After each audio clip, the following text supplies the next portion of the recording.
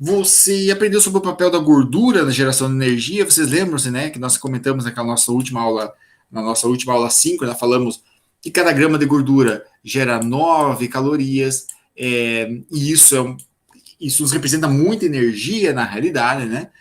Cada grama de gordura pode gerar bastante ATP, por isso que é uma fonte de energia muito eficiente, mas ao mesmo tempo difícil de quebrar. É uma das razões pelas quais as pessoas têm dificuldade de emagrecer, porque a molécula de gordura ela é mais complexa para ser quebrada, quer seja durante a atividade física, que demora um pouquinho mais, quer seja ao longo do tempo, ao longo dos meses, para quem está num programa de emagrecimento, por exemplo. Tá? Então, nós aprendemos um pouquinho desse papel da gordura na geração de energia, falamos sobre como o exercício queima essa gordura e acaba gerando o emagrecimento, que é a perda de gordura, tá? Não simplesmente a perda de peso. Vocês lembram que eu até enviei, eu acho que o último podcast gravado a respeito foi para desmistificar alguns paradigmas sobre alimentação e atividade física e emagrecimento. E um desses paradigmas é esse, da balança, né? Então não se orientar apenas pela balança. A balança, ela é um bom parâmetro, mas não é o melhor, tá? Então, para vocês não se orientarem apenas isso quando vocês querem trabalhar com emagrecimento. E vocês viram também nos últimos encontros assíncronos o papel do alongamento e do aquecimento na atividade física e também sobre as lesões mais recorrentes nos exercícios físicos e esportes. E aí é um tópico bem interessante porque alongamento, esse é um tópico que eu ia trabalhar de forma assíncrona mesmo, né? Então, eu não ia dedicar uma aula assíncrona para trabalhar sobre esse assunto, mas eu queria trabalhar ele com vocês ao longo do curso, porque faz parte da minha disciplina. Mas alongamento é uma coisa muito controversa, tá? E muitas pessoas falam que todo tipo de alongamento é bom, qualquer hora que você fizer é bom, e qualquer jeito que você fizer é bom, e qualquer momento que você fizer é bom. E na realidade isso não é verdade, tá?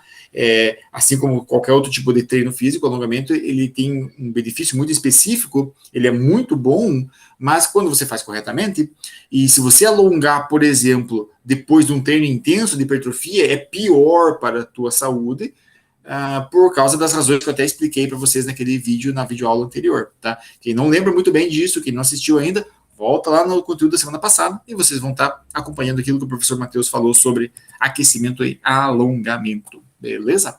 O que você vai aprender hoje, então? Hoje nós vamos aprender o que são proteínas, tá? As suas principais fontes e como que elas são usadas na formação de massa muscular. Vocês vão aprender também o que é hipertrofia e que tipo de treino favorece a formação de massa muscular, que é o aumento da seção transversa do músculo, né? Hipertrofia. E como é que o corpo adapta-se ao treino de força com sobrecarga, né? Que é basicamente aumentando o tamanho da minha fibra muscular. Mas como é que isso ocorre? Como é que eu otimizo esse aumento, né, do tamanho da minha fibra muscular com o treinamento? Só lembrando uma coisinha bem interessante para vocês, turminha, meus queridos alunos de alimentos, tá? Esse conteúdo aqui, eu trabalho ele, a parte da hipertrofia, por exemplo, eu vou trabalhar com todos os segundos anos, né? Mas, especificamente com a turma de alimentos, eu entro um pouquinho mais na questão de nutricional mesmo, tá? E tanto que para as próximas semanas, por exemplo, na semana que vem, vou adiantar desde já, né? Você já deve ter visto alguma coisa no Cigar, mas eu já publiquei lá a aula da semana que vem, que vai ser síncrona, para turma de vocês de novo, né? Vocês vão estar aqui ao vivo comigo.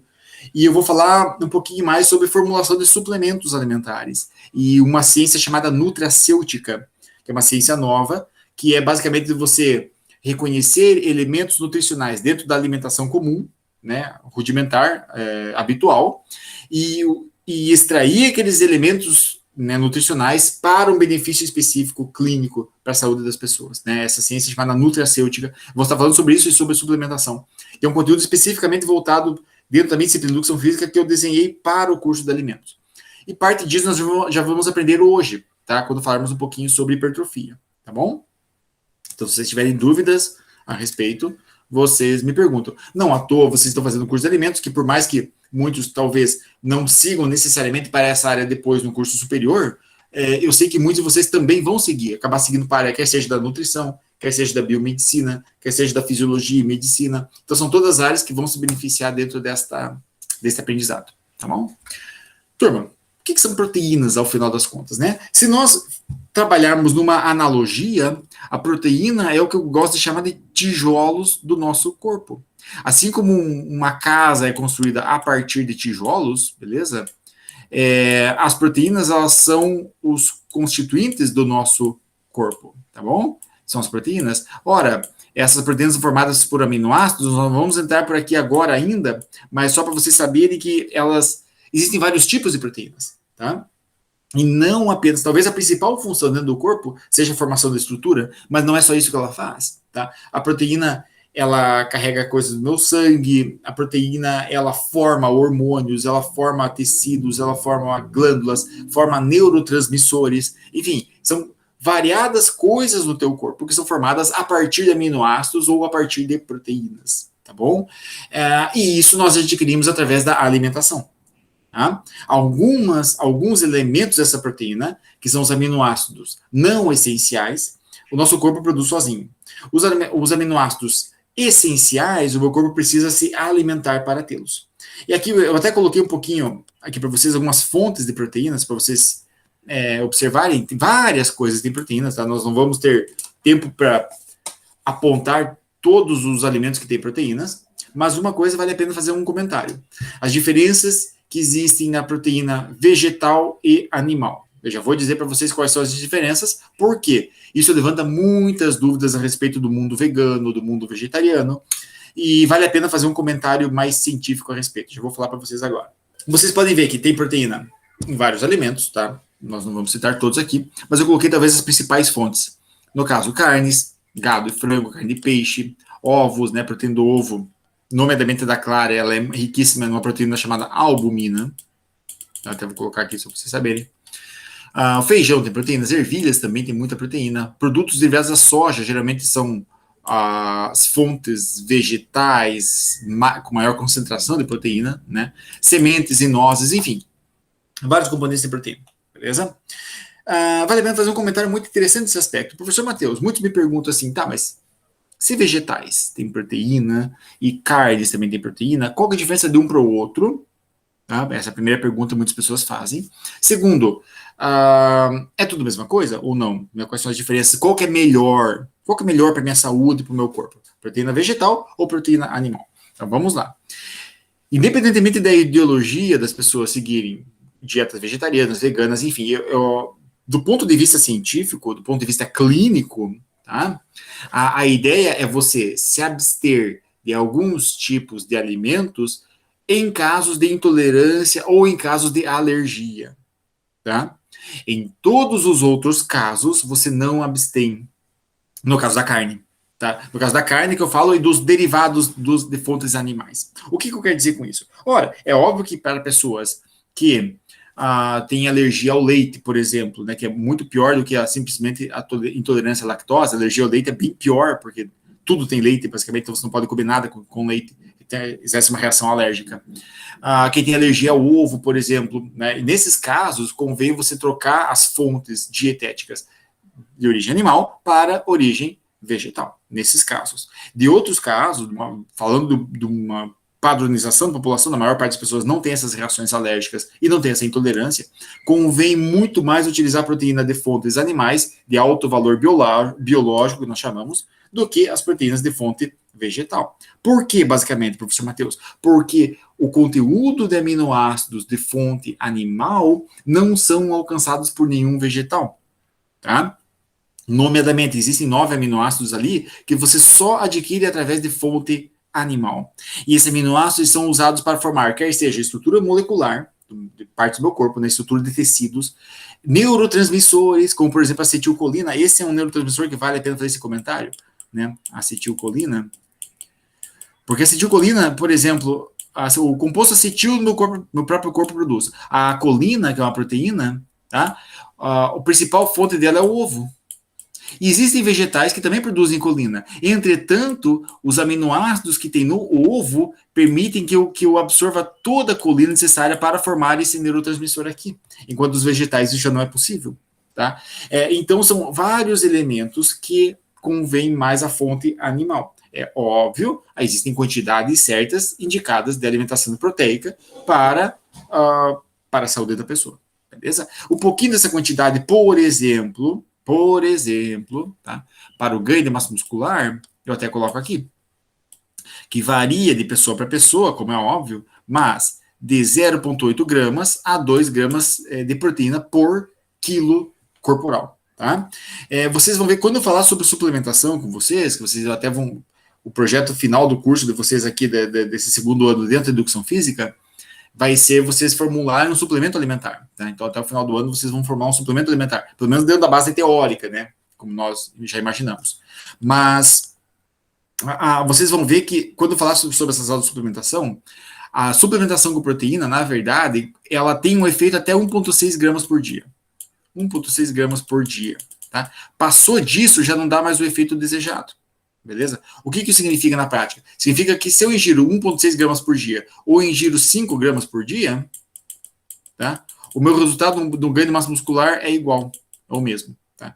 Então, aqui eu falo muito de absorção proteica. Tá? Então, o meu corpo é capaz de sintetizar músculo até essa quantidade aqui. Passou disso, ele não vai conseguir sintetizar mais do que isso, vai absorver e sintetizar mais do que isso. Tá bom? Aqui um pouquinho daquelas informações que eu falei sobre os aminoácidos para vocês, né? Nós temos 9 Aqui eu coloquei 22 aminoácidos usados no corpo, mas na verdade existem mais, tá bom? Só que aqui eu falo muito para estrutura, né, molecular, estrutura tecidual. Então, dos 22 usados, 9 são essenciais, tá? E aqui desses 9 essenciais, eu vou citar, por exemplo, um deles, tá? Que é a leucina, ok? É um dos aminoácidos BCA. Esses 3 são BCAs. Isoleucina, leucina e valina. Tá? Aminoácido de cadeia ramificada, BCA. Mas a leucina talvez seja o principal deles voltado para o ganho de massa muscular. Tá? Eu adquiro ele através da alimentação. Comumente encontrados nessas fontes aqui, né? E como eu coloquei anteriormente, nas proteínas de fonte vegetal, elas não são capazes de atender a maior parte dos aminoácidos essenciais para a alimentação. Enquanto se você come uma carne magra, um peito de frango, peixe ou um ovo, por exemplo, você adquire um grande pool, né, que nós chamamos, né? O pool é uma grande concentração, uma grande quantidade de aminoácidos necessários para formar proteínas. Enquanto que se for de fontes vegetais, você não adquire todos esses aminoácidos, né? Vem muito isolado um ou outro e você não tem toda o que você precisa, beleza? Agora, você deve estar pensando assim, ok, professor Matheus, mas você me falou das proteínas, agora vamos passar para a hipertrofia. Qual que é a relação do ganho de massa muscular com o ovo que eu como, ou com o leite, ou com a carne, tá? É exatamente esse link que eu vou fazer agora. Hipertrofia muscular. O que é hipertrofia muscular, afinal das contas? Professor Matheus, me explique, tá? Ora, da forma mais rudimentar para definir para vocês, hipertrofia muscular é o aumento da seção transversa do meu músculo, tá? Então, quando ele aumenta o tamanho, eu tenho o que eu chamo o fenômeno da hipertrofia muscular, o aumento da fibra muscular. É um fenômeno parecido com o que nós chamamos de hiperplasia, que é o aumento do número de fibras musculares. Tanto a hipertrofia quanto a hiperplasia, tá? Elas são consequências do que nós chamamos da resposta celular ao exercício físico. Tá? Então, o exercício físico, principalmente o exercício de força, tá? Aqui nós temos uma diferença muito grande de outros tipos de exercício, para aquele exercício que é o que você levanta força, que você faz força com musculatura. Esse exercício de força, ele causa uma resposta no teu corpo, que é o aumento da inflamação, o aumento da produção e secreção de testosterona, o aumento da produção e secreção de GH, que é chamado Growth Hormone, que é o hormônio do crescimento, e o aumento do IGF-1, que é um dos principais sinalizadores para a síntese proteica. Ou seja, sinaliza para o músculo aumentar de tamanho. Tá? Então, o exercício de força faz isso. Tá? E então, quando eu faço um exercício de carga, por exemplo, imagine que eu tenho essa garrafinha de água aqui, ó, e eu faço enfim, eu levanto peso com ela, né? Eu pego ela e começo a fazer exercício de força, beleza? Faço várias vezes.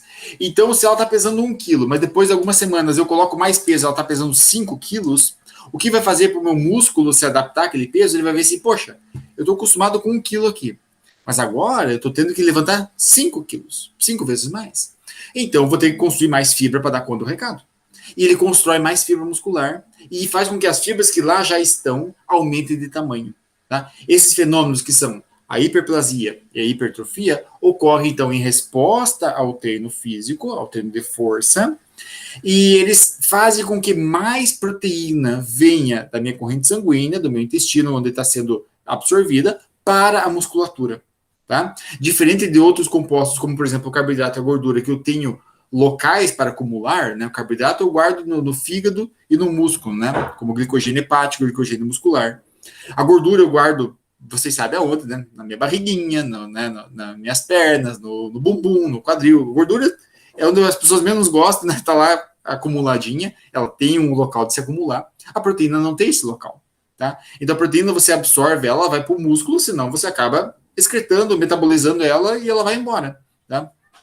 Então, o que essa resposta do treino, né, o aumento do IGF-1, o aumento da testosterona, o aumento do GH, o aumento da inflamação também, que é importante, o que eles vão fazer basicamente é dizer, ó, proteína, vem para cá agora que eu vou usar você para construir músculo. E ela constrói mais músculo a partir daquilo. Agora, tem diferentes tipos de hipertrofia. E aqui, agora, eu quero uma conversa muito séria e interessante com vocês do seguinte, turminha. Principalmente para as meninas da sala, né? Para as mulheres que estão aqui ouvindo. O que acontece? Eu vou ter que falar com calma agora, porque eu sei que vai dar problema. Mas vamos lá, vamos por partes. Quantas vezes, né, eu já ouvi, porque eu já trabalhei como personal, já trabalhei como instrutor de musculação e tudo mais, muitas mulheres, clientes, chegarem, dizerem assim, mas eu não quero fazer treino de força porque eu não quero crescer muito, né? Eu não quero ficar muito musculosa. Né? Eu quero só um pouquinho, mas não quero ficar muito grande, ok? Eu dizia assim, não, tudo bem, não vai acontecer, pode ficar tranquilo, não vai acontecer. Não, mas eu vi na televisão lá que teve mulheres musculosas que não fazem treino de força, e eu tento lá vai o professor Matheus com toda aquela paciência e diz, não, calma, isso não vai acontecer com você, fique tranquilo. Eu tento explicar, mas é difícil da mulherada entender, porque elas acabam comparando com as fisiculturistas, tá? Mas o que acontece? Eu vou mostrar para vocês dois tipos de hipertrofia, tá? Que existem no corpo das pessoas. E nem todas as pessoas vão alcançar um tipo ou outro tipo. Tá? Eu vou me adaptar talvez a um tipo de específicos, mas tudo depende do tipo de treino que eu tenho, da alimentação, da minha genética, da minha frequência de treino, do quanto que eu invisto, se eu uso esteroide anabólico ou não e tudo mais. Quais são esses dois tipos de hipertrofia que eu quero mostrar para vocês? Eu quero deixar bem claro qual que é mais fácil de alcançar. Tá? Mais fácil no sentido físico, tá? No sentido corpo, né, estética, beleza? É o seguinte, nós temos a hipertrofia miofibrilar e a hipertrofia sarcoplasmática. A miofibrilar é essa daqui, ó. Eu já até coloquei essa seta aqui para vocês verem, ó. Então, se vocês pegarem vários feixes musculares, ó, essas três rolinhos aqui, com pontinhos, são feixes musculares, tá bom? Estão vendo vários pontinhos aqui, ó, tá vendo? Pontinhos aqui, pontinhos aqui, pontinhos aqui e tudo mais. Cada pontinho desse é um miofilamento, né? É um filamento de proteína, né? De actina e miosina, tá bom? Esse tipo de hipertrofia é diferente dessa sarcoplasmática aqui, ó. Observe a diferença nas fibras, ó. Porque essa daqui tem muito menos fibra, apesar de ter um volume maior, tá? O que é esse espaço entre esses pontinhos? É o sarcoplasma, tá? Aí vocês estão vendo assim, o quê, professor Matheus? Você está mostrando isso aqui? Não estou entendendo direito, tá? Qual que é a diferença disso na prática? Me mostre uma foto de pessoas com diferentes tipos de hipertrofia. Ok, eu vou mostrar para vocês então. É o seguinte: do lado esquerdo da tela vai aparecer alguém com hipertrofia miofibrilar. E do lado direito da tela, a hipertrofia sarcoplasmática. Ambos têm muita hipertrofia, mas olha a diferença no corpo de um para o outro. Estão vendo essa diferença? Pergunto para vocês, tá? Vou perguntar para vocês agora. Pergunta com rasteira, tá? Quem é mais forte dessas imagens aqui? O menor, o chinesinho ali, que é campeão mundial de halterofilismo nas Olimpíadas, tá? É o mais forte. Como é que pode? O Hanolin, né, que é o nome dele, Haolin, é maior que o Ronnie Coleman, que é esse rapazão grande ali do lado direito da tela. Como é que pode um ser mais forte do que o outro? Provavelmente um tem maior crescimento das miofibrilas e o outro do sarcoplasma. O sarcoplasma aumenta e aumenta o volume do músculo. Dá tamanho, mas não dá potência para o músculo, nem força. Enquanto o aumento do número de fibras aumenta a força que você consegue produzir e a potência muscular. Perfeito, olha, resposta melhor do que essa, impossível, né? É isso aí, Isaac, exatamente isso, tá? E até você fez um comentário bem interessante, no caso, né? Tem a proteína mais miofibrilar, que é o chinesinho, né? Um rapaz um pouco mais magro, lógico, eu tô falando magro, mas ele é muito forte. Se vocês observarem, olha o nível de definição da musculatura dele, extremamente definido. É muito forte, tá? Mas tem um aspecto muito interessante. Cada uma daquelas fibras musculares que ele tem a mais do que o rapaz do lado, do que o Ronnie Coleman aqui, por exemplo, esse daqui tem mais fibra muscular do que esse aqui, por exemplo, miofibrilar de proteína, mas cada fibra muscular dessa aqui, ela é inervada por um nervo, tá? Por um neurônio que vem lá do cérebro que causa a contração. Ora bem, a força muscular, ela é uma propriedade muito mais neuronal do que propriamente muscular, do tamanho do músculo. Não quer dizer o que não quer dizer que o Ronnie Coleman ali, o grandalhão, não tem força. Não, com certeza, ele é muito forte, tá? Mas se fosse para causar uma competição de halterofilismo, esse daqui, ó, o rapaz magrinho, vai ganhar, beleza? E eu tenho certeza que se vocês vissem na rua um rapaz desse comparado com o Ronnie Coleman, vocês dizer, não, o Ronnie Coleman é muito mais forte, mas na prática não é. Porque nós temos dois tipos de hipertrofia diferentes. Agora, vamos lá por partes. Tá? Muita atenção nessa hora aqui, turminha. Vamos por partes. Eu não estou dizendo que você ter esse corpo aqui, forte dessa forma, é fácil. Não é fácil, tá bom? Não é fácil. Mas, ainda assim, ele é mais alcançável do que esse daqui. Beleza? É muito mais alcançável do que isso aqui. É mais barato, não consome tanto, né? Não gasta tanto, né? Tanto suplementação, não envolve tanto uso de esteroide anabólico, porque aqui é certeza que tem esteroide anabólico envolvido, tá? É certeza. Eu não falo isso, não falo no sentido muito provavelmente, não. É certeza, tá? É certo, tá? Tem esteroide anabólico envolvido, anabolizante, beleza? Então, é mais prático nós alcançarmos uma hipertrofia muscular dessa forma aqui, ó, como chinesinho, do que dessa outra forma aqui, tá? E o que eu vou mostrar para vocês agora é um tipo de... São componentes que nós levamos em consideração na hora de montar um treino físico de hipertrofia muscular, tá? E isso, cada peça desses componentes é variável conforme o tipo de pessoa que nós estamos lidando e conforme o objetivo de cada uma dessas pessoas. Mas eu já coloco aqui para vocês, por isso que eu falei para vocês, ó, eu quero dedicar uma frase específica para as mulheres. Não se preocupem, vocês não vão ficar igual ao Ronnie Coleman se vocês treinarem ter força, tá? Porque, uma, não tem a mesma liberação de testosterona. 2, não tem a mesma liberação de GH. 3, só vai querer ficar igual se quiser usar esteroide anabólico, se quiser usar anabolizante. 4, não vai precisar gastar tanto com o suplemento alimentar.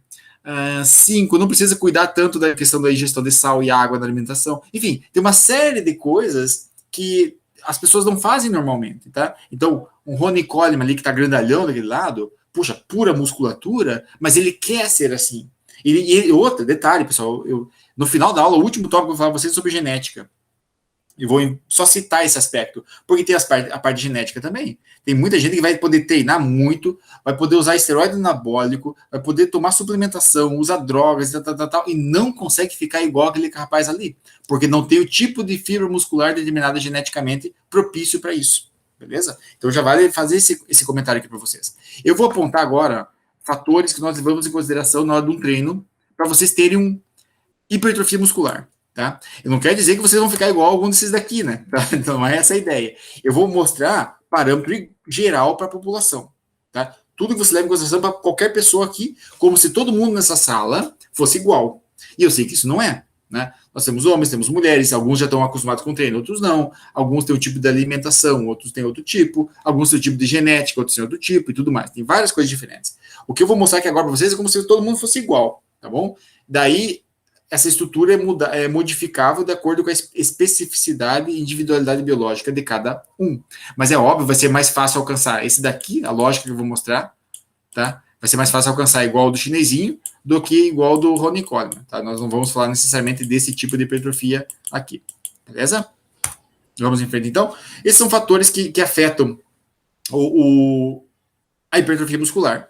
E você precisa desses 3 fatores para gerar o ganho de massa muscular, tá bom? Primeiro, tensão mecânica. Tem que haver tensão mecânica. E essa tensão mecânica aqui, pessoal, é o seguinte. Existe o cansaço, tá? Existe o cansaço, existe a fadiga. Beleza? E existe um fenômeno que nós chamamos de falha muscular, que eu já vou falar para vocês depois o que é. Ou seja, não tem como ganhar massa muscular sem esse cansaço, tá? Então esse é o primeiro tópico para vocês. E isso é verdadeiro para qualquer pessoa. Eu já pude comprovar em mim mesmo, já pude comprovar com outras pessoas que eu estava prescrevendo no treino, para todo mundo, tá? Aquele fenômeno do no verdade, né? Sem dor, sem ganho. Então, um pouco de dor ela vai existir, tá? Desde que seja controlado. Quando eu coloco a questão tensão muscular, o dano muscular, tá? Que é o mesmo fenômeno, basicamente, isso aqui é o dano muscular controlado. Ou seja, o músculo só vai crescer se antes ele for danificado. Essa é a prática, tá? Você danifica um pouco do teu músculo, isso é natural que ocorra, tá? O mesmo vale para o tônus muscular. Sabe quando você não quer ganhar muito massa muscular, mas quer tonificar, deixar mais firme? O mesmo fenômeno ocorre, tá? Deve existir um pouco de dano, mas é um dano controlado, é um dano benéfico, é um dano saudável, tá bom? Eu vou mostrar para vocês como que nós controlamos isso. Terceiro, estresse metabólico. Como é óbvio, deve haver estresse, tá? O que é o estresse metabólico? Não é o estresse de, tô irritado, tô estressado, não é esse tipo de estresse. Mas é o estresse metabólico de você causar um choque metabólico, né? Fazer o corpo sentir, através, quer seja do cansaço, quer seja através da sobrecarga, que alguma coisa diferente está acontecendo, tá bom? Eu vou mostrar para vocês aqui essa pirâmide e o flow de cada um desses tópicos. Não se assustem que nós não vamos demorar muito em cada um deles. Eu vou falar por cima deles, mas é para vocês entenderem que todos eles estão interligados, tá? Desde o topo da pirâmide, que é a velocidade de repetição que eu faço do treino de força, até o volume de treino, que é a base da minha pirâmide de treinamento físico, né? O volume. Então, todos esses fatores estão interligados, beleza? Por exemplo, o que é o volume de treino, professor Matheus? O volume é basicamente a quantidade de treino que eu faço, tá? É a quantidade de treino que eu faço. E esse volume, ele aumenta ou diminui à medida que eu aumento ou diminuo o número de séries, se eu vou mais ou menos para o meu treino, né? Se eu vou 3 vezes por semana, se eu vou 5 vezes por semana, isso aumenta ou diminui o volume. Enfim, é a quantidade, basicamente, né? E uma coisa, várias informações estão nesses slides que eu vou mostrar aqui para vocês. E eu vou estar disponibilizando, né, também lá no Cigar, já ao final dessa aula de hoje. Mas várias dessas coisas aqui, várias dessas informações aqui vão servir para mostrar o quê, basicamente? Quanto mais treino eu faço, mais volume eu tenho. Quanto menos treino eu faço, menos volume eu tenho. Idealmente, tá? Idealmente, um volume um pouco mais elevado de treino para as pessoas que estão iniciando é o ideal. Tá? E é o ideal. Porque geralmente eu trabalho numa interdependência entre volume e intensidade. Tá? Intensidade de treino. O que isso significa na prática? Quem está começando a treinar agora, por exemplo, é o normal e é o ideal que tenha um volume um pouco mais elevado, ou seja, vá mais vezes para a academia, faça mais séries, de mais repetições, tá bom? E à medida do tempo que o teu volume vai diminuindo, eu vou aumentando a intensidade dos meus treinos. Eu posso ir um pouco menos, mas eu pego mais pesado. Eu dou intervalos mais curtos e tudo mais. E isso favorece o ganho de massa muscular ao longo do tempo. Beleza? O único cuidado que você tem que ter na questão do volume muito alto é a questão do overtraining, tá? Que ele está muito mais relacionado ao volume de treino muito alto. E o que esse overtraining faz? Basicamente, ele me dá um tiro no pé, porque eu acabo perdendo massa muscular. Tá? E isso pode ocorrer se eu não dou descanso devido, se eu não dou um dia de intervalo devido e tudo mais. Beleza? Segundo aspecto, que ele é necessário, ou não digo necessário como no sentido obrigatório, mas é necessário no sentido importante, é a falha muscular. Tá? O que é falha muscular, professor Matheus? Ora, a falha muscular é quando eu estou fazendo um exercício de força, com tensão muscular, e o meu músculo, eu faço até o momento da exaustão, quando eu não consigo mais sustentar aquela carga. Tá? Aparentemente, vou colocar com muita moderação essas frases, tá? Aparentemente, parece que você tem melhores resultados de hipertrofia, ou seja, de ganho de massa muscular, quando eu treino até a falha muscular ou perto disso, né? Ou quando chega perto disso, beleza? Não quer dizer que isso é obrigatório, por isso que eu até coloco aqui, ó, mesmo assim, não é obrigatório, tá? Mas parece que quando eu treino até o meu músculo falhar, ele favorece mais a hipertrofia do que aquele treino que eu faço simplesmente quando começou a cansar, eu paro de treinar, tá? Então, isso vale a pena fazer esse comentário, tá bom? Outro tópico é a intensidade. Tá? A intensidade eu calculo da seguinte forma, isso aqui vale a pena fazer um comentário, né? É a interação entre carga, peso que eu coloco, repouso que eu dou e o número de repetições. Tá bom? Então vamos lá. Quanto mais alta a carga, tá? Quanto mais alta a carga e menor o repouso, por exemplo, repouso, eu tenho alta intensidade. Tá? Quanto mais baixa a carga e maior o repouso, eu tenho mais baixa intensidade. Tá? Se eu tenho baixa carga, por exemplo, baixo repouso, mas alto nível de repetições, muitas repetições, tá? Eu tenho mais alta intensidade. Isso significa que o quê? O repouso ele sempre vai contrabalancear a carga. Então, quanto mais tempo de repouso eu dou entre as séries, menor a intensidade do meu treino. Mas é óbvio, às vezes eu preciso baixar um pouco a intensidade do treino, porque eu estou trabalhando com muita carga, por exemplo. Então, se a minha carga está muito elevada, eu tenho que aumentar também o tempo de repouso, tá? Que é para poder contrabalancear, porque eu não vou conseguir fazer, quer seja muitas repetições, quer seja um exercício já em seguido, no que eu terminei uma série, começar outra série com uma carga muito pesada, com pouco tempo de repouso, eu preciso dar um tempo de descanso. Então, o meu repouso ele sempre vai balancear a intensidade do meu treino, beleza? Então, esse é um fenômeno também, é um fator que eu considero, né, que eu digo nós, né, quem prescreve o treino, consideramos na hora de você estar fazendo um exercício. Por isso que é tão importante você respeitar aquilo que é colocado. Olha, tempo de intervalo, 1 minuto. Se é 1 minuto, é 1 minuto. Se você der 2 minutos, já está dobrando o tempo de repouso, está diminuindo pela metade a intensidade do teu exercício, tá?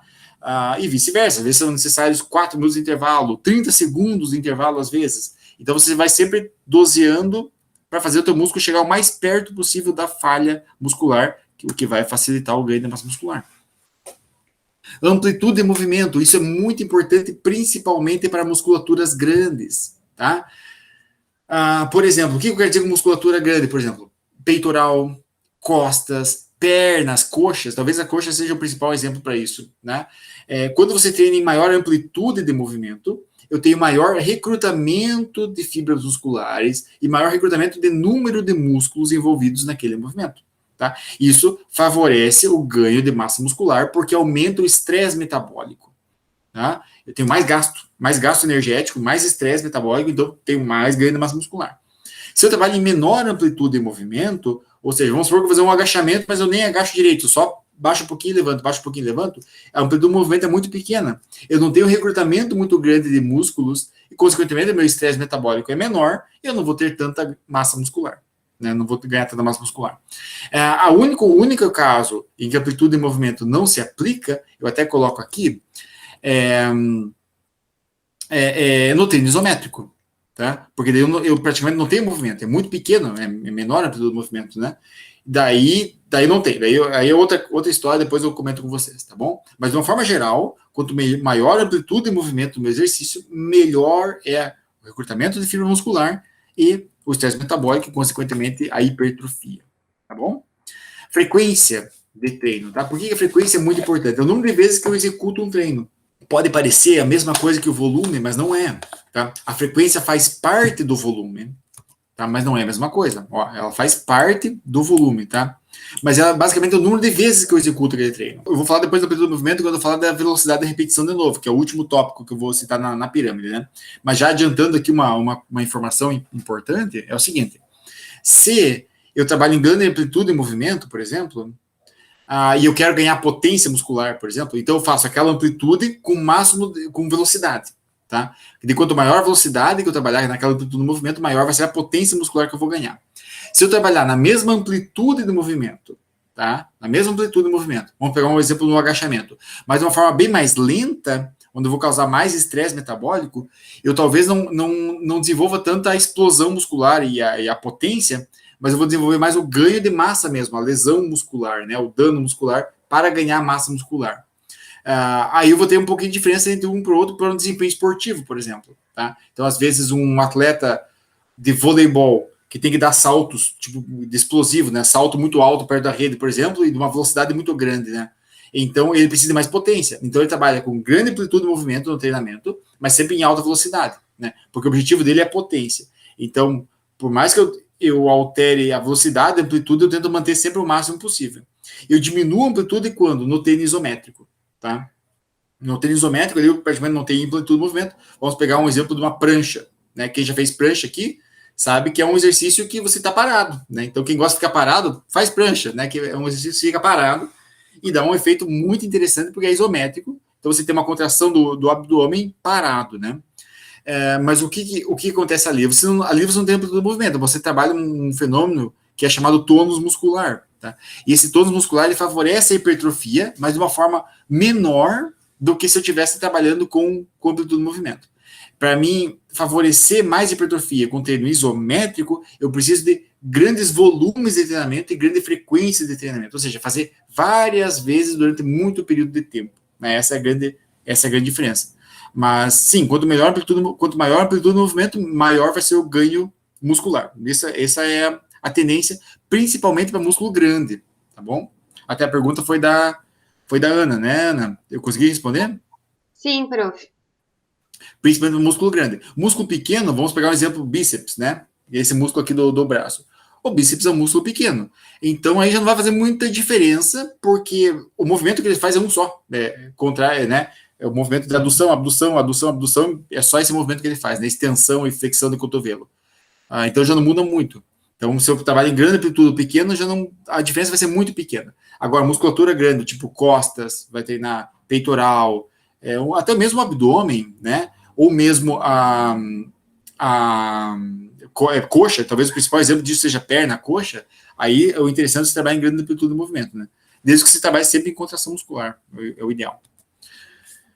A frequência, como eu comentei anteriormente, né, o número de vezes que é executado o exercício, quanto maior a frequência do treino, tende a ser maior o volume, né, por isso que a frequência faz parte do volume, né, e melhores resultados são observados com frequências entre 3 a 5 vezes por semana, tá? Parece, principalmente nas pessoas que estão começando, esse é o ideal, tá? Diferente daquelas pessoas que já estão numa manutenção de massa muscular, por exemplo.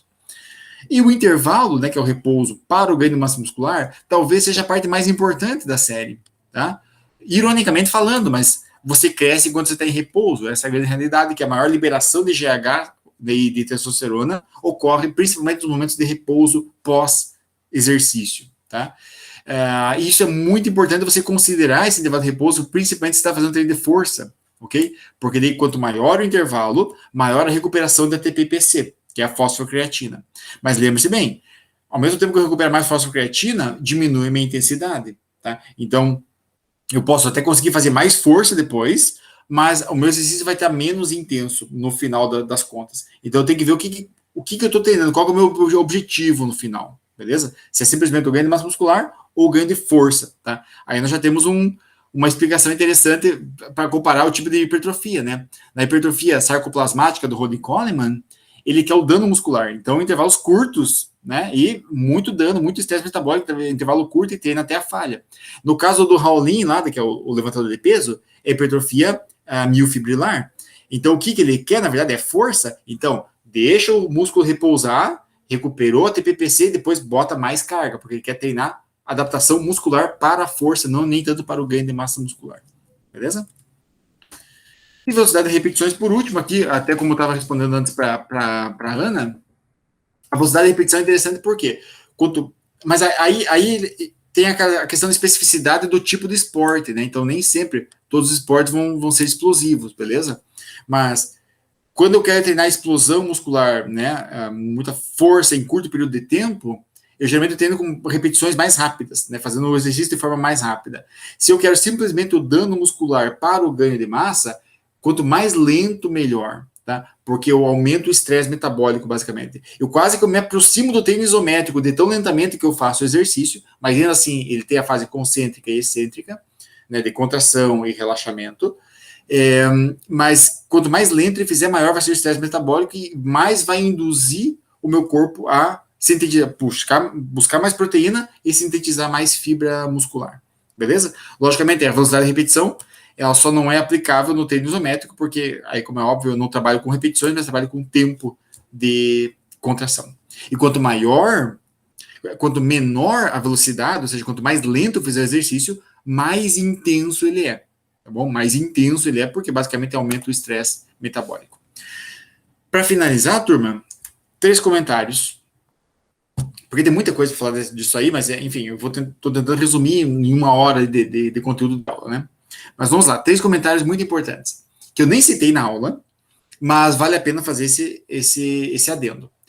Genética, ou seja, extremamente importante você considerar a genética quando você quer trabalhar com hipertrofia muscular, assim como todo tipo de treino físico, porque existem pessoas que têm geneticamente determinado um tipo de fibra muscular que não vai mudar tão facilmente assim, tá? Você pode transitar de um tipo de fibra para o outro? Pode, mas não é tão fácil assim.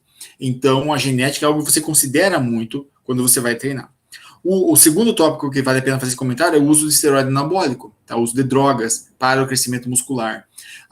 Quem trabalha com fisiculturismo sabe que isso é real, né? Infelizmente isso ocorre. Então, você não pode se basear olhando para um fisiculturista, por exemplo, achando que você vai treinar e ficar igual aquilo de forma saudável. Não, aquilo não é saudável. Tá? Então, aquilo com certeza envolveu esteroide anabólico, por causa da velocidade de crescimento também do músculo. Existem fenômenos onde a hipertrofia muscular vai atrapalhar a tua saúde, tá? Principalmente quando você cresce muito rapidamente. Isso atrapalha um pouquinho a saúde. Posso citar exemplos para vocês, como o próprio o Ronaldo Fenômeno, né? Vocês lembram do Ronaldo, o jogador de futebol, né? Não o Ronaldinho Gaúcho, o outro lá, o carequinha lá. Se vocês lembram da lesão que ele teve na patela, né, no tendão patelar, foi causado por quê? Por um crescimento muito de grande magnitude do músculo quadríceps, que talvez seja o músculo mais forte do corpo humano, que cresceu de tal forma que o tendão não acompanhou o mesmo fortalecimento. Então, quando o músculo contraiu, ele puxou o tendão junto e aquilo veio com a patela junto para cima da coxa dele, né? Que foi aquela lesão que você já viu o vídeo famoso que circulou no mundo todo, quando ele estava jogando na Inter de Milão. Então, aquilo é um fenômeno pelo qual a hipertrofia não é muito saudável, tá? Então, quando o crescimento é muito rápido.